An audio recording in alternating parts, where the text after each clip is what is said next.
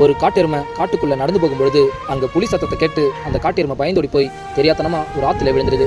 அந்த ஆத்துல எதிர்பாராத விதமா முதல வேற இருக்கு. அந்த முதலையும் அந்த காட்டெருமையை பார்த்துட்டு வேகமா அதுகிட்ட வருது.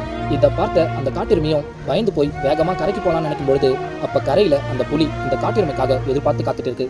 இதை பார்த்த அந்த காட்டெருமையும் ரெண்டு பக்கமும் ஆபத்து இருக்கிறத புரிஞ்சுக்கிட்டு சட்டுன்னு ஒரு விஷயத்தை யோசிச்சு பார்க்குது. தண்ணி நமக்கு ஏற்ற இடம் இல்லை, அதனால நம்ம முதலை கூட போராடுனா கண்டிப்பா நம்ம இறந்துடுவோம்.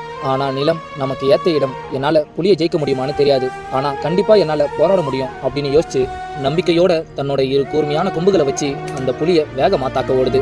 அந்த புலியும் அந்த காட்டெருமையோடைய கூர்மையான கொம்பையும் வேகத்தையும் பார்த்து பயந்தோடுது. கடைசியில அந்த காட்டெருமையும் உயிர் தப்பிக்குது. நண்பா, அந்த காட்டெருமை சரியான பாதையை தேர்ந்தெடுத்ததுனால மட்டும்தான் அதால இப்ப போராடி உயிர் தப்பிக்க முடிஞ்சது. நண்பா, நீங்களும் உங்களுக்கு ஏத்த பாதையை நீங்க சரியா தேர்ந்தெடுத்தா மட்டும்தான் அந்த பாதையில எவ்வளவு பெரிய பிரச்சனைகள் வந்தாலும் உங்களால போராடி ஜெயிக்க முடியுன்றதை மறந்துடாதீங்க. இந்த குட்டி ஸ்டோரி பிடிச்சிருந்தா மறக்காம லைக் பண்ணுங்க.